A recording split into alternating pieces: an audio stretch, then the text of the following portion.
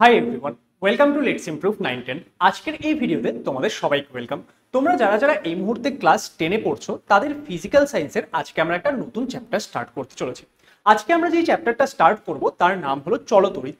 এবার এই যে চ্যাপ্টারটা রয়েছে চলতরিৎ, সেখান থেকে কিন্তু আমাদের মাধ্যমিক পরীক্ষায় নিয়ারলি 12 নম্বরের কোয়েশ্চেন আসতে দেখা যায়। তাহলে এখান থেকে এই যে 12 নম্বরের কোয়েশ্চেন আসছে সেখান থেকে কিছু তোমাদের এমসিকিউ কোয়েশ্চেন থাকে, কিছু আমাদের শর্ট কোয়েশ্চেন থাকে, এবং এই চ্যাপ্টার থেকে আমরা কিন্তু কিছু নিউমেরিক্যাল মানে গাণিতিক প্রশ্নও দেখতে পারি, অর্থাৎ এখান থেকে কিন্তু আমরা অঙ্কও দেখতে পারি। এবং এই চ্যাপ্টারটা একটা কিন্তু বেশ বড় মাপের চ্যাপ্টার, এবং এখানে বেশ অনেক টাইপের কনসেপ্ট আমাদের পড়তে হয়, এবং সেগুলো আমাদের কিছু কিছু কনসেপ্ট কিন্তু নিউমেরিক্যাল বা অঙ্ক সলভ করতে হয়। এবার তোমাদের অনেক স্টুডেন্টের থেকে আমি শুনেছি যে এই চ্যাপ্টারটা নাকি তোমাদের বিভিন্ন সময় কঠিন লাগে বা তোমরা এখান থেকে পারো না, কিন্তু এই চ্যাপ্টারটা যদি তোমরা একবার ভালো করে বুঝে যাও, এখান থেকে যে 12 নম্বরের কোয়েশ্চেন আসছে তোমরা কিন্তু 12-র মধ্যে 12ই স্কোর করতে পারবে, এবং তোমাদের এখানে কোনো রকম প্রবলেম হবে না। এবং এই যে এই পুরো জিনিসটার জন্য তোমাদেরকে তৈরি করবে লেটস ইমপ্রুভ, তোমাদেরকে তৈরি করব আমি। এই পুরো চ্যাপ্টারটা আমি তোমাদেরকে ডিটেলে পড়াবো, যাতে এই মুহূর্তে তোমাদের যে সেকেন্ড সামেটিভের এক্সাম আসছে সেখানেও তোমরা এই চ্যাপ্টারটা থেকে খুব ভালো স্কোর করতে পারো, এবং পরবর্তী সময়ে যখন মাধ্যমিক পরীক্ষা আসবে সেই মাধ্যমিকেও তোমাদের এই চ্যাপ্টারে কোনো রকমের প্রবলেম না হয়। Each and everything, theory, question, সমস্ত কিছু আমি তোমাদেরকে করিয়ে দেবো। তোমাদেরকে জাস্ট কি করতে হবে, যারা যারা আমাদের চ্যানেলে নতুন, আমাদের চ্যানেলটিকে সাবস্ক্রাইব করে নাও, এবং এই ক্ষেত্রে প্রত্যেকটা ক্লাস যখন আসবে পরপর প্রত্যেকটা ক্লাস করবে, সেখানে আমি যেইভাবে তোমাদেরকে গাইড করব সেইভাবে পড়াশোনা করবে। তাহলে দেখবে এই চ্যাপ্টারটা তোমাদের কাছে একদম জলভাত হয়ে গেছে, কোনো প্রবলেমই আর থাকবে না।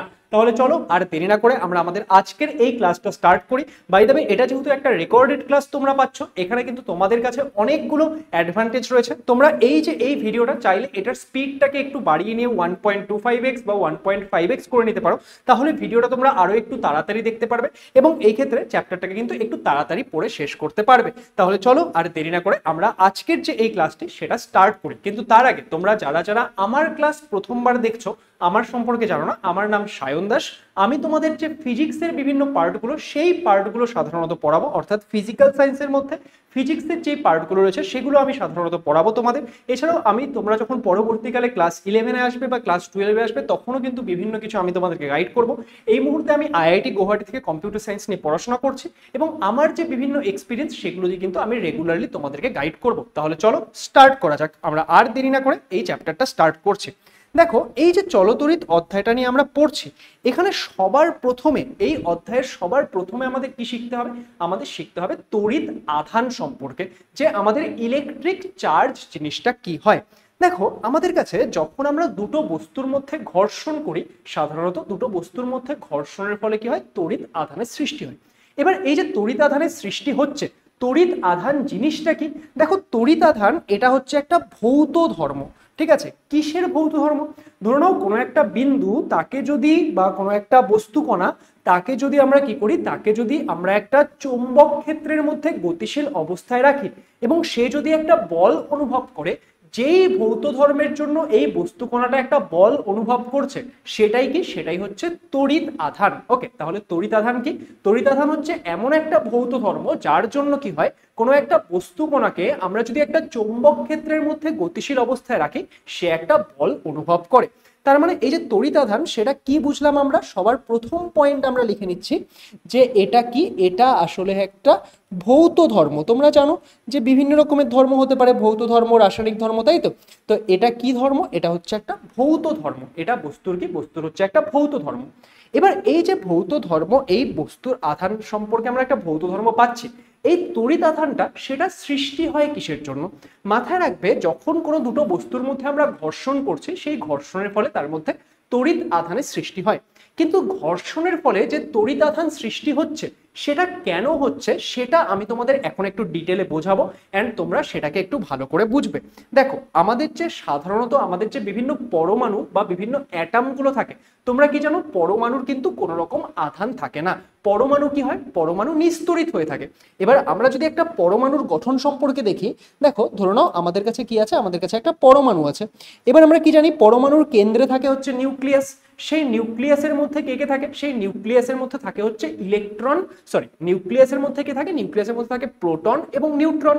এবং নিউক্লিয়াসের চারপাশে বিভিন্ন কক্ষপথের মধ্যে, ধরো নাও এই যে নিউক্লিয়াসের চারপাশে এই যে সবুজ যেগুলো আমি ড্র করছি, এগুলো কি হচ্ছে? এগুলো বিভিন্ন কক্ষপথ। এই কক্ষপথগুলোতে কি হয়? এই কক্ষপথগুলোতে আমাদের যে ইলেকট্রনগুলো, সেই ইলেকট্রনগুলো প্রদক্ষিণ করে, তাই তো?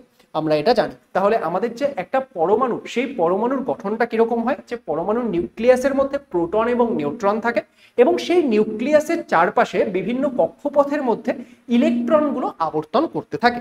এবার এই যে প্রোটন, সেই প্রোটনের আধান কিরকম হয় তোমরা আমাকে বলো।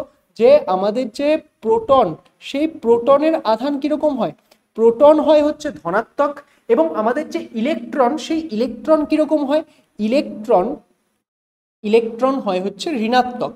কিন্তু একটা পরমাণুর মধ্যে প্রোটন এবং ইলেকট্রনের সংখ্যা সমান থাকায় টোটাল যে পরমাণুটা সেটা কি হয়? সেটা নিস্তড়িত থাকে। তার কারণ কি? তার কারণ দেখো, আমাদের যে নিউট্রন, সেই নিউট্রনের কোনো রকম আধান থাকে না। এবার একটা পরমাণুর মধ্যে প্রোটন এবং ইলেকট্রন তাদের সংখ্যা সমান হয় এবং প্রোটনের মধ্যে কি থাকে? ধনাত্মক আধান থাকে, ইলেকট্রনের মধ্যে সমান পরিমাণ ঋণাত্মক আধান থাকে। তাহলে এর ফলে আমাদের একটা পরমাণু সেটা নিস্তড়িত হয়ে থাকে। এবার ঘটনা কি ঘটে দেখো, যখন আমরা দুটো বস্তুর মধ্যে ঘর্ষণ করছি, সেই বস্তুগুলো কি দিয়ে তৈরি? সেটাও তাদের পরমাণুগুলো দিয়ে তৈরি, তাই না? তাহলে একটা পরমাণুর থেকে যদি ইলেকট্রন বের হয়ে যায়, কোনো একটা পরমাণুর থেকে ধরে নাও একটা বা দুটা ইলেকট্রন বেরিয়ে গেল, তাহলে সেই ক্ষেত্রে কি হবে? কোনো একটা পরমাণুর থেকে যখন ইলেকট্রন বেরিয়ে যাচ্ছে, তার মধ্যে প্রোটনের সংখ্যার তো পরিবর্তন হচ্ছে না। মাথায় রাখবে, প্রোটনের সংখ্যার কিন্তু কখনোই পরিবর্তন হয় না। তার কারণ প্রোটন কোথায় থাকে? প্রোটন থাকে হচ্ছে নিউক্লিয়াসের মধ্যে। নিউক্লিয়াসের মধ্যে শক্তিশালী নিউক্লিয় বল দ্বারা প্রোটন কিন্তু আবদ্ধ অবস্থায় থাকে। আমরা কিন্তু কোনো একটা পরমাণুর থেকে প্রোটনকে বের করতে পারি না। আমরা কাকে বের করতে পারছি? আমরা বের করতে পারছি ইলেকট্রনকে। তাহলে যখন আমরা একটা পরমাণুর নিউক্লিয়াস থেকে, আমরা যখন একটা পরমাণুর নিউক্লিয়াস থেকে প্রোটন তো বের করতে পারছি না, কাকে বের করতে পারছি? পরমাণুর এই বিভিন্ন কক্ষপথগুলো থেকে ইলেকট্রন বের করা পসিবল। তাহলে যখন একটা পরমাণুর থেকে একটা বা দুটো ইলেকট্রন বেরিয়ে গেল, তখন কি হচ্ছে? সেই পরমাণুটার মধ্যে প্রোটন বেশি থাকছে, ইলেকট্রন কম থাকছে, তাই তো? কারণ শুরুতে প্রোটন এবং ইলেকট্রন সমান সমান ছিল, কিন্তু এখন ইলেকট্রন যদি বের হয়ে যায়, তাহলে সেই ক্ষেত্রে কি হবে? সেই ক্ষেত্রে প্রোটনটা বেশি থাকবে এবং ইলেকট্রন কি হবে? ইলেকট্রন তাহলে কম থাকবে।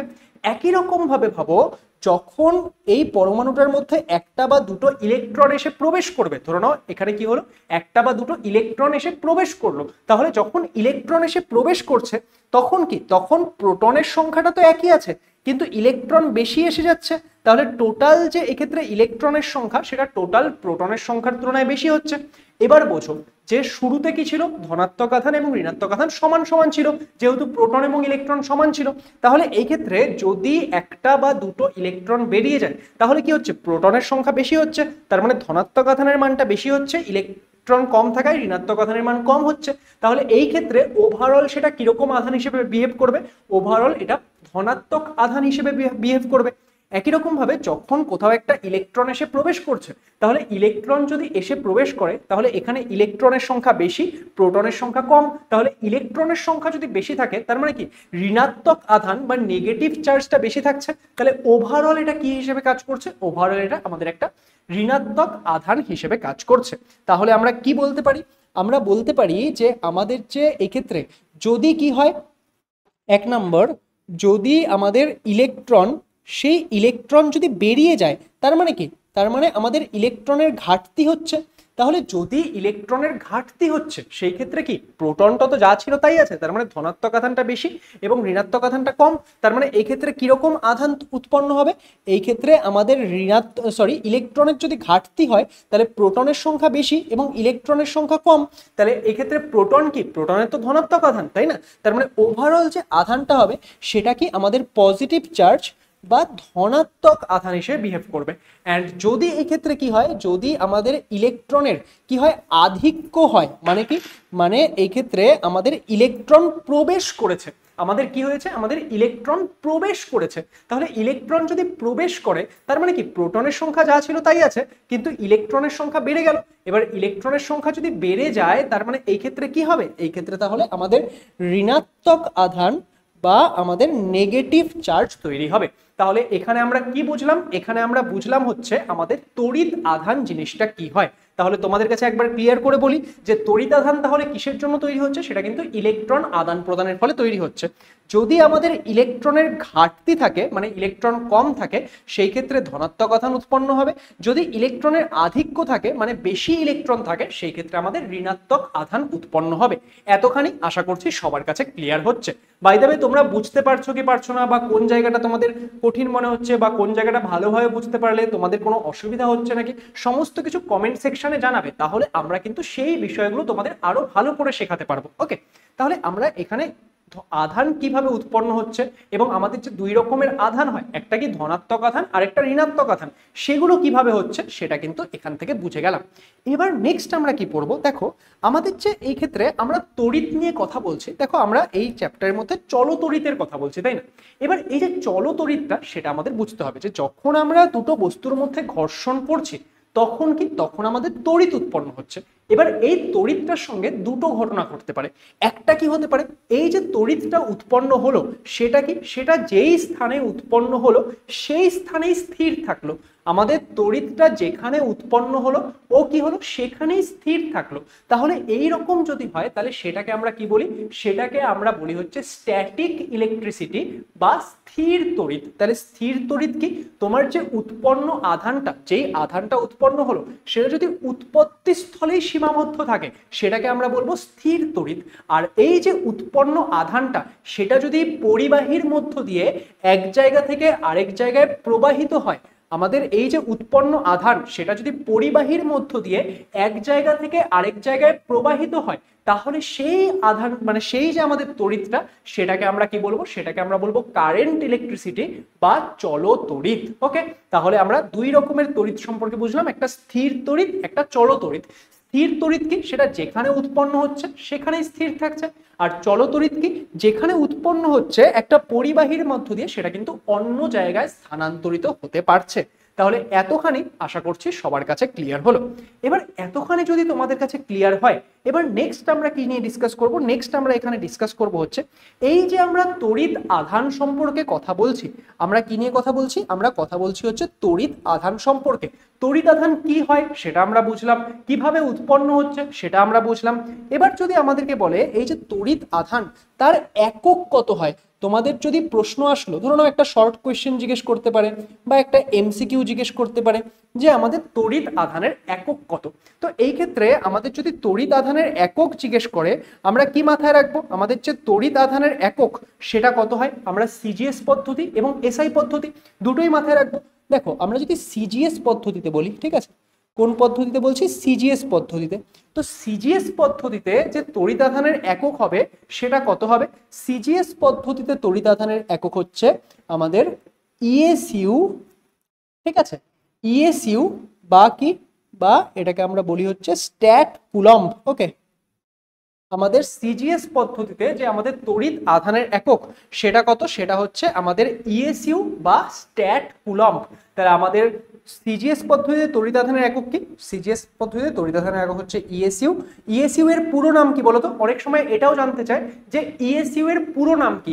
ইএসইউ এর পুরো নাম মনে রাখবে তোমরা, এক্ষেত্রে মনে রাখতে পারো, আমি তোমাদের লিখেও দিচ্ছি যে ইএসইউ তার পুরো নাম কি, তার পুরো নাম হচ্ছে ইলেকট্রোস্ট্যাটিক ইউনিট। ইএসইউ এর পুরো নাম কি, ইএসইউ এর পুরো নাম হচ্ছে ইলেকট্রোস্ট্যাটিক ইউনিট। তাহলে সিজিএস পদ্ধতিতে তড়িৎ আধানের একক হচ্ছে ইএসইউ বা স্ট্যাট কুলম্ব। আর আমরা যদি এসআই পদ্ধতিতে লিখি স্যার, এসআই পদ্ধতিতে একক কি হবে, এসআই পদ্ধতিতে যে একক হবে সেটা কি হবে, সেটা হবে হচ্ছে আমাদের কুলম্ব। ওকে, আচ্ছা, কুলম্বের চিহ্ন কি, সি দিয়ে এই কুলম্বকে বোঝানো হয়। তাহলে আমাদের এসআই পদ্ধতিতে তড়িৎ আধানের একক কি, সেটা হচ্ছে কুলম্ব। এবার এই যে আমি এই পিডিএফ গুলো পাবে, দেখো আমি যে এই নোটগুলো বানাচ্ছি, তোমরা যখন পড়ছো, ভিডিও দেখে পড়ার সময় তোমরা নিজেদের তো নোট তৈরি করবেই, কিন্তু তোমরা যদি এই পিডিএফ গুলো পেতে চাও, তোমরা এই ভিডিওর ডেসক্রিপশনে আমাদের ক্লাস 10-এর যে টেলিগ্রাম গ্রুপ, সেই টেলিগ্রাম গ্রুপের লিঙ্ক পেয়ে যাবে, সেখানে জয়েন করে নিতে পারো। তাহলে তোমরা এই যে আমি ডিফারেন্ট কালার দিয়ে সুন্দর নোটগুলো বানাচ্ছি, এগুলো কিন্তু তোমরা পেয়ে যাবে। তাহলে আমরা এক্ষেত্রে তড়িৎ আধানের একক সম্পর্কে বুঝলাম। এবার পরীক্ষায় আরো এক রকমের রকমের কোয়েশ্চেন আমাদের জানতে চায়। কি জানতে চায়? এই যে দুই রকমের একক হলো সিজিএস পদ্ধতি এবং এসআই পদ্ধতির এককগুলো, এদের মধ্যে আমাদের সম্পর্ক কত, যে আমাদের যে এই তড়িৎ আধানগুলো আমরা পেলাম, এই তড়িৎ আধানের যে এককগুলো ইএসইউ বা স্ট্যাট কুলাম্ব যেটাই বলো এবং কুলাম্ব, এদের মধ্যে সম্পর্ক কত। তো তোমাকে এই ক্ষেত্রে মাথায় রাখতে হবে আমাদের যে 1 কুলম্ব সেটা ইকুয়াল টু কত হয়, সেটা ইকুয়াল টু হয় 3 × 10⁹ এত ইএসইউ। ওকে, তাহলে 1 কুলম্ব সমান সমান কত হয়, 1 কুলম্ব সমান সমান হয় 3 × 10⁹ এত ইএসইউ। ওকে, তাহলে আমাদের 1 কুলম্ব সমান সমান কত, সেটা হচ্ছে 3 × 10⁹ এত ইএসইউ। এই সম্পর্কটা কিন্তু সবাই মাথায় রাখবে। তাহলে এতখানি যদি তোমরা বুঝতে পারো, তাহলে চলো এবার আমরা নেক্সট জিনিস যাই। নেক্সট আমরা কি শিখবো? নেক্সট আমরা শিখবো হচ্ছে আমাদের মাত্রা। আমাদের যে এই তড়িৎ আধান, সেই তড়িৎ আধানের মাত্রা কত হয়। দেখো, আমরা যদি তড়িৎ আধানের মাত্রা নিয়ে লিখি, তোমরা জানো মাত্রা কিভাবে লিখতে হয়। আচ্ছা, তড়িৎ আধানকে আমরা সাধারণত কিউ চিহ্ন দিয়ে প্রকাশ করে থাকি। এবার মাত্রা লেখার সময় আমরা কি জানি, আমরা মাত্রা কিন্তু থার্ড ব্র্যাকেটের মধ্যে লিখে থাকি, তাই না? তো তড়িৎ আধানের মাত্রা কত হয়? তড়িৎ আধানের মাত্রা হয় হচ্ছে আইটি। ওকে, তড়িৎ আধানের মাত্রা কত হয়? তড়িৎ আধানের মাত্রা হয় হচ্ছে আইটি, যেখানে আই কাকে রিপ্রেজেন্ট করে? আই রিপ্রেজেন্ট করে কারেন্টকে, এবং টি কাকে রিপ্রেজেন্ট করে? টি রিপ্রেজেন্ট করে হচ্ছে সময়কে। টি তো তোমরা জানতেই, আইটা হয়তো অনেকের কাছে ক্লিয়ার না। আইটা কাকে রিপ্রেজেন্ট করে? আই রিপ্রেজেন্ট করে হচ্ছে তড়িৎ প্রবাহ মাত্রা বা কারেন্টকে। ওকে, তাহলে আমাদের যে আধান, তড়িৎ আধানের যে আমাদের মাত্রা, সেটা কত? সেটা হচ্ছে আইটি। তাহলে এতক্ষণ অবধি আমরা কি নিয়ে বুঝলাম? এতক্ষণ অবধি আমরা পড়াশোনা করলাম হচ্ছে আমাদের তড়িৎ আধান সম্পর্কে। এবার দেখো, আমাদের কাছে দুই রকমের তড়িৎ আধান আমরা পেয়েছি, তাই তো? আমরা দুই রকমের তড়িৎ আধান পেয়েছি। একটা কি? একটা হচ্ছে আমাদের পজিটিভ তড়িৎ আধান, আর একটা হচ্ছে নেগেটিভ তড়িৎ আধান। এবার ধরো আমি দুটো পজিটিভ তড়িৎ আধানকে একে অপরের কাছে আনলাম। ওকে, দুটো পজিটিভ তড়িৎ আধানকে আমি একে অপরের কাছে আনলাম। আমি কি দেখতে পাবো? এই যে এই দুটো তড়িৎ আধান, তারা কি করছে? তারা একে অপরকে বিকর্ষণ করছে। ওকে, আমি কি দেখতে পাবো? এই যে দুটো তড়িৎ আধান, ঠিক আছে, এই দুটো তড়িৎ আধান কি করছে? একে অপরকে বিকর্ষণ করছে। সিমিলারলি আমি যদি এক কাজ করি, আমি যদি দুটো নেগেটিভ তড়িৎ আধানকেও পরস্পরের কাছে আনি না, আমি যদি দুটো নেগেটিভ তড়িৎ আধানকে পরস্পরের কাছে আনি, তাহলেও আমরা কি দেখতে পারবো? যে এরা একে অপরকে কি করছে? বিকর্ষণ করছে। বিকর্ষণ করা মানে তোমরা বোঝো যে একজন আরেকজনকে দূরে ঠেলে দিচ্ছে। ওকে, তাহলে আমি যদি দুটো ধনাত্মক আধানকে পরস্পরের কাছে আনি বা দুটো ঋণাত্মক আধানকে পরস্পরের কাছে আনি, দুই ক্ষেত্রেই কি দেখা যাবে? এই আধানগুলো একে অপরকে বিকর্ষণ করছে। তার মানে যখন দুটো সম প্রকৃতির আধানকে আমরা কাছাকাছি আনি, দুটোই পজিটিভ মানে কি? দুটো সেম টাইপের। দুটোই নেগেটিভ মানে কি? দুটো সেম টাইপের। তার মানে কি বলতে চাচ্ছি? যখন দুটো সমান প্রকৃতির আধানকে আমরা পরস্পরের কাছাকাছি আনি, তারা কি করে? তারা একে অপরকে বিকর্ষণ করে। একই রকম ভাবে এবার এখানে যদি আমরা একটা কথা বলি, সেটা কি বলছি? যে যদি আমাদের দুটো বিপরীত প্রকৃতির আধানকে আমরা কাছাকাছি আনি, ধরে নাও একটা হচ্ছে পজিটিভ আধান, আরেকটা কি? আরেকটা হচ্ছে নেগেটিভ আধান। দুটো বিপরীত প্রকৃতির আধানকে যখন আমরা পরস্পরের কাছাকাছি আনছি, তারা কি করে? তারা কিন্তু একে অপরকে আকর্ষণ করে। তাহলে আমরা যখন দুটো বিপরীত প্রকৃতির আধানকে পরস্পরের কাছে আনছি, তারা কি করছে? তারা একে অপরকে আকর্ষণ করছে। তাহলে এখানে আমরা দুই রকমের বিষয় সম্পর্কে শিখলাম, যে যখন কতগুলো তড়িৎ আধান, দেখো আমরা যদি তার মানে কতগুলো তড়িৎ আধানকে একে অপরের কাছাকাছি আনি, তারা কি করে? কাছাকাছি আসলে তারা একে অপরের উপর বল প্রয়োগ করে। এবার এই বলটা দুই রকমের হতে পারে, একটা হতে পারে বিকর্ষণ বল, একটা হতে পারে আকর্ষণ বল। কখন আকর্ষণ করে? যদি আধান দুটোর প্রকৃতি আলাদা আলাদা হয়, যে একটা ধনাত্মক একটা ঋণাত্মক, তাহলে সেই ক্ষেত্রে কি হবে? সেই ক্ষেত্রে আকর্ষণ করবে।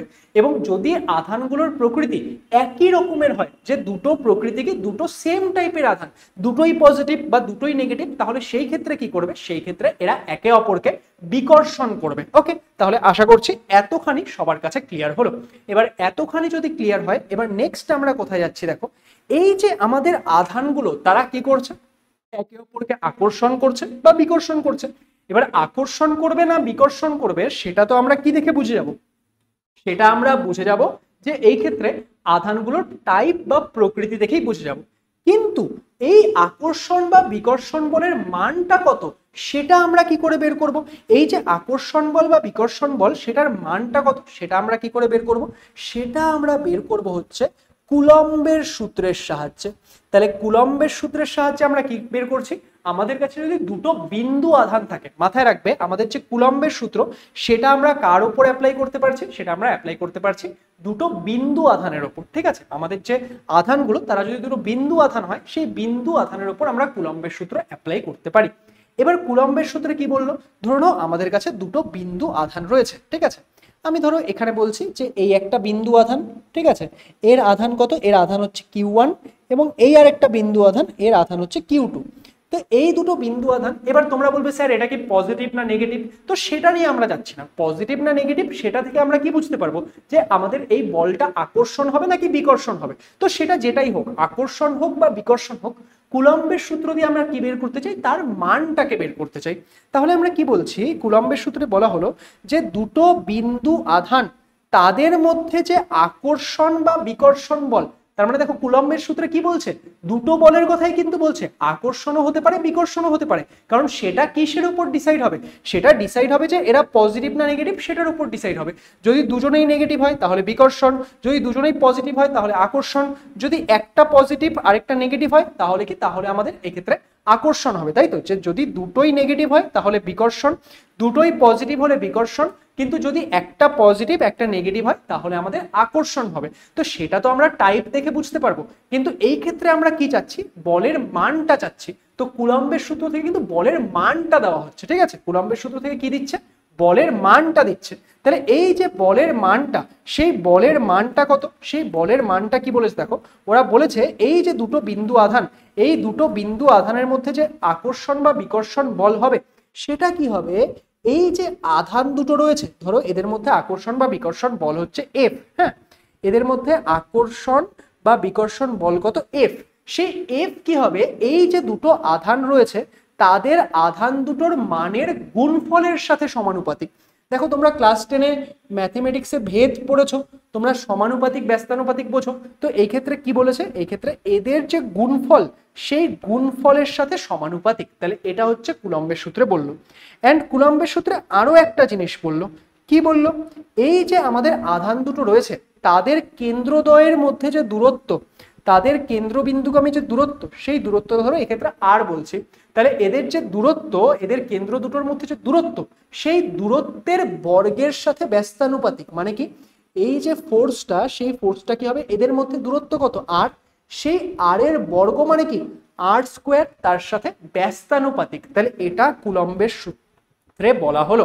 তাহলে কুলম্বের সূত্রে আমরা কি বলতে পারি, আমরা বলতে পারি যে আমাদের কাছে যদি দুটো স্থির বিন্দু আধান থাকে, দেখো স্টেটমেন্টটা আমি বলে দিচ্ছি, তোমরা তারপর বই থেকে একবার পড়বে বা তোমাদের নোটের মধ্যে পুরো স্টেটমেন্টটা লিখে নেবে, তাহলে দেখবে ক্লিয়ার হয়ে যাবে একদম। এতটুকু বুঝেছো, এবার ভালো করে শোনো, যে আমাদের কাছে যদি দুটো স্থির বিন্দু আধান থাকে, সেই স্থির বিন্দু আধান দুটোর মধ্যে যে কার্যকর আকর্ষণ বা বিকর্ষণ বল হবে, সেই বলের মান আধান দুটির গুণফলের সঙ্গে সমানুপাতিক এবং আধান দুটির মধ্যবর্তী দূরত্বের বর্গের সাথে ব্যস্তানুপাতিক।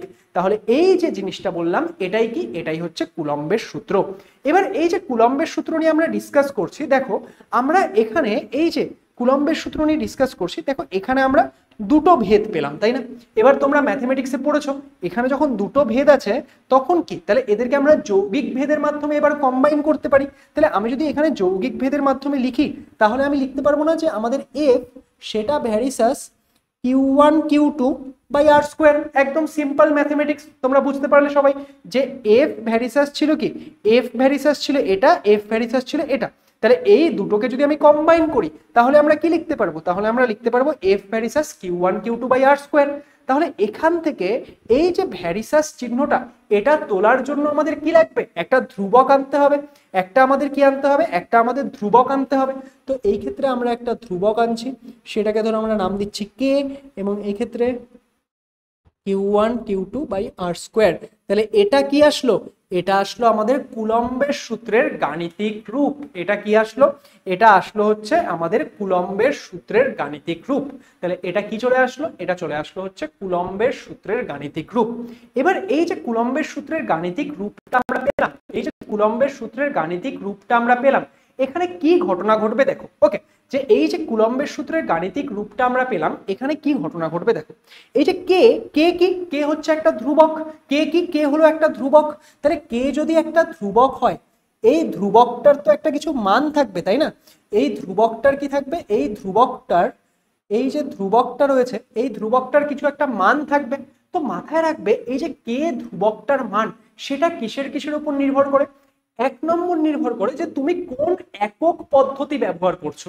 তুমি কি এসআই পদ্ধতিতে লিখছো নাকি সিজিএস পদ্ধতিতে লিখছো? তুমি যদি এসআই পদ্ধতিতে লেখো তাহলে কে এর মান একটা হবে, যদি তুমি সিজিএস পদ্ধতিতে লেখো তাহলে কে এর মান আরেকটা হবে। আরেকটা কিসের উপর নির্ভর করে? আরেকটা নির্ভর করে হচ্ছে এই যে আধানগুলো রয়েছে, এই আধানগুলো তো কোনো একটা মাধ্যমে রয়েছে, তাই না? এই আধান দুটো যে রয়েছে তাদের মাঝখানে কিছু একটা মাধ্যম রয়েছে। এই মাধ্যমটা কি হতে পারে? এটা শূন্য মাধ্যম হতে পারে, আবার শূন্য মাধ্যম বা ধরো বায়ু মাধ্যম হতে পারে। বায়ু মাধ্যমকে সাধারণত আমরা শূন্য মাধ্যমই ধরে থাকি, তাই না? তো সেক্ষেত্রে বায়ু মাধ্যম হতে পারে, শূন্য মাধ্যম হতে পারে, বা ধরুন এই আধান দুটো যেখানে আছে দেখা যাচ্ছে জল রয়েছে এখানে, তাহলে জল মাধ্যম হতে পারে, বা তেল রয়েছে বা অন্য কোনো মাধ্যম রয়েছে, যে কোনো মাধ্যম হতে পারে। তাহলে আমাদের যে এই কে ধ্রুবকটার মান সেটা কিসের কিসের উপর নির্ভর করবে? মাথায় রাখবে যে তুমি কোন একক পদ্ধতি ব্যবহার করছো সেই একক পদ্ধতির উপর নির্ভর করবে। 2 নাম্বার কিসের উপর নির্ভর করবে? 2 নাম্বার নির্ভর করবে হচ্ছে তুমি এই ক্ষেত্রে কোন মাধ্যমে রেখছো, এই আধানগুলো কোন মাধ্যমে রয়েছে সেই মাধ্যমের উপরেও নির্ভর করবে। ওকে, ক্লিয়ার সবার কাছে? এবার চলো আমরা একটু কে এর মান দেখে নিই। কিসের জন্য কে এর মান দেখবো? দেখো আমরা যদি এই ক্ষেত্রে এক কাজ করতাম, কি কাজ করতাম? এই যে কে ধ্রুবকটা এটা আমরা কিসের জন্য বের করছি? 1 নাম্বার আমি বলে দিচ্ছি, শূন্য মাধ্যমে আমরা ধরো রেখেছি। ওকে, আচ্ছা, শূন্য মাধ্যম বলুক বা বায়ু মাধ্যম বলুক একই ব্যাপার। হ্যাঁ, শূন্য মাধ্যম বলুক বা বায়ু মাধ্যম বলুক একই ব্যাপার। ধরো আমি শূন্য মাধ্যমে রেখেছি, আমি কোন মাধ্যমে রেখেছি? শূন্য মাধ্যমে বা বায়ু মাধ্যমে। সেই ক্ষেত্রে আমি যদি সিজিএস পদ্ধতিতে লিখতে চাই, আমি যদি সিজিএস পদ্ধতিতে লিখতে চাই, সিজিএস পদ্ধতিতে, ওকে, সিজিএস পদ্ধতিতে আমাদের কে এর মান কত হয়? কে এর মান হয় হচ্ছে 1। সিজিএস পদ্ধতিতে কে এর মান কত হয়? সিজিএস পদ্ধতিতে শূন্য মাধ্যমের জন্য এই ধ্রুবক কে এর মান হয় হচ্ছে 1। তাহলে আমি যদি সিজিএস পদ্ধতিতে এই শূন্য মাধ্যমের জন্য কুলম্বের সূত্র লিখতে চাই, সেটা কিরকম দেখতে হবে? দেখো, কে এর মান তো 1 হয়ে যাবে, তাহলে এটা হয়ে যাবে Q1 Q2 by r square. F সমান সমান হয়ে যাবে Q1 Q2 by r square. Okay, তাহলে এটা হয়ে যাচ্ছে শূন্য মাধ্যমের জন্য আমি যদি সিজিএস পদ্ধতিতে কুলম্বের সূত্র লিখি সেটা আসছে এটা। এবার শূন্য মাধ্যমই ধরো রয়েছে, কিন্তু আমি কোন পদ্ধতি লিখছি? আমি পদ্ধতি লিখছি হচ্ছে এসআই পদ্ধতি। এবার আমি যদি এসআই পদ্ধতি লিখি, এসআই পদ্ধতিতে শূন্য মাধ্যমের জন্য যে কে এর মান হবে সেটা কত হবে? সেটা আমাদের আসবে হচ্ছে যে এই ক্ষেত্রে 9 ইন্টু 10⁹। ওকে, এবং এর একক কত হয় বলতো? এর একক হয় হচ্ছে newton metre square per coulomb square. Okay, তাহলে আমাদের এক্ষেত্রে এসআই পদ্ধতিতে কে এর মান কত হচ্ছে শূন্য মাধ্যমের জন্য? সেটা হয়ে যাচ্ছে 9 into 10⁹ newton metre square per coulomb square. তাহলে আমি যদি এই পদ্ধতিতে মানে এসআই পদ্ধতিতে কুলম্বের সূত্রটাকে লিখতে চাই, তাহলে আমি কি লিখবো? শূন্য মাধ্যমের জন্য তাহলে কুলম্বের সূত্র কত হয়ে যাবে? 9 into 10⁹ Q1 Q2 by r square. তাহলে এটা কি হয়ে যাচ্ছে? এটা হয়ে যাচ্ছে এসআই পদ্ধতিতে আমাদের এই যে কুলম্বের সূত্র তার গাণিতিক রূপ। কোন মাধ্যমের জন্য? শূন্য মাধ্যমের জন্য। ওকে, আশা করছি এতখানি সবাই বুঝতে পারলে। তাহলে এতখানি আজকে আমরা আমাদের এই ক্লাসে পড়লাম। যে আজকের ক্লাসে আমরা কি কি শিখলাম? আজকের ক্লাসে আমরা শিখলাম হচ্ছে তড়িৎ আধান সম্পর্কে, তড়িৎ আধান সংক্রান্ত বিভিন্ন বিষয়। নেক্সট আমরা দুটো আধানের মধ্যে যে বল কাজ করছে সেই বলের মানটা কত হবে সেটা বের করলাম হচ্ছে কুলম্বের সূত্রের সাহায্যে, এবং কুলম্বের সূত্র সংক্রান্ত বিভিন্ন বিষয়গুলো সম্পর্কে পড়লাম। এবার চলো আমরা কিছু কোয়েশ্চেন সমাধান করি, বা আমি তোমাদের কিছু কোয়েশ্চেন দেবো যেগুলো তোমাদের কিন্তু বাড়িতে করতে হবে। ঠিক আছে? তো আজকে আমরা যতখানি পড়লাম সেখান থেকে 1 নম্বর তোমরা কি পড়বে? যে কুলম্বের সূত্র কি সেটা পড়বে। নেক্সট কুলম্বের সূত্রের গাণিতিক রূপ লেখো এবং প্রতিটি চিহ্নের মান বোঝাও। যে তোমরা গাণিতিক সূত্রটা লিখবে, গাণিতিক রূপটা লিখবে এবং সেখানে কোন চিহ্নটা কি বোঝাচ্ছে সেটা কিন্তু তোমাদেরকে মেনশন করে দিতে হবে। নেক্সট কি কুলম্বের বল কি কি বিষয়ের উপর নির্ভর করে? তাহলে কুলম্বের বল কি কি বিষয়ের উপর নির্ভর করছে সেগুলো লিখে দেবে। আমরা দেখলাম যে মাধ্যমের উপর নির্ভর করছে, একক পদ্ধতির উপর নির্ভর করছে। তো সেই ক্ষেত্রে আমাদের এই যে মাধ্যমের উপর নির্ভরশীলতা ইত্যাদি বিষয়গুলো এখানে তোমাদেরকে লিখতে হবে। নেক্সট কি রয়েছে? যদি দুটি চার্জের মান দ্বিগুণ করা হয় তাহলে কুলম্বের বল কত গুণ হবে? চলো একটা কোয়েশ্চেন আমি তোমাদের এই 4 নম্বর কোয়েশ্চেনটা সলভ করে দেখাই। এরকম টাইপের কোয়েশ্চেন কিন্তু তোমাদের প্র্যাকটিস করতে হবে। হ্যাঁ, অ্যান্ড পরবর্তী সময়ে দেখো আজকে তো আমি তোমাদের ডিফারেন্ট টাইপের কোয়েশ্চেন এখানে দিয়ে দিচ্ছি এবং আমি তোমাদের একটু এক্সপ্লেন করে দিচ্ছি। কয়েকটা ক্লাস হয়ে যাওয়ার পর আমি কিন্তু একটা ক্লাসে তোমাদেরকে ডিটেলে বিভিন্ন কোয়েশ্চেন সলভ করাবো, এমসিকিউ কোয়েশ্চেন, নিউমেরিক্যাল কোয়েশ্চেন, বিভিন্ন কিছু। তো চলো এই কোয়েশ্চেনটা আমরা উত্তর করার চেষ্টা করি। কি বলেছে, যদি দুটি চার্জের মান দ্বিগুণ করা হয় তাহলে কুলম্বের বল কত হবে। তাহলে ধরে নিই, আমরা ধরি যে শুরুতে আধানগুলোর মান কত ছিল, শুরুতে আধান ছিল Q1 Q2 এবং এদের মধ্যবর্তী দূরত্ব ছিল হচ্ছে R। তাহলে কুলম্বের সূত্র থেকে আমরা কি লিখতে পারি, F সমান সমান Q1 K Q1 Q2 by R square. এটা আমরা লিখতে পারি কুলম্বের সূত্র থেকে। দেখো শুরুতে তাহলে এটা ছিল F। এবার আমাদের কি বললো, আধানগুলোর মান দ্বিগুণ করে দেওয়া হয়েছে।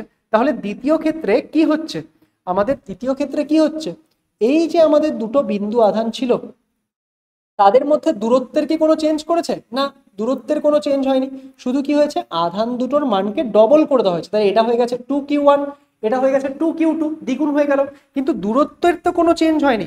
তাহলে এই ক্ষেত্রে আমাদের যদি আমরা লিখতে চাই যে এফ সমান সমান কত আসবে, দেখো কে ধ্রুবকটা একই থাকবে, নিচের দূরত্ব যেটা ছিল তাই আছে, তাহলে আর স্কোয়ারই থাকবে। ওপরে কি হবে, প্রথম আধানের জায়গায় আমি লিখবো 2Q1, দ্বিতীয় আধানের জায়গায় আমরা লিখবো 2Q2। বাই দ্য ওয়ে এটাকে এফ ড্যাশ বলছি, নতুন বল এটা, ঠিক না।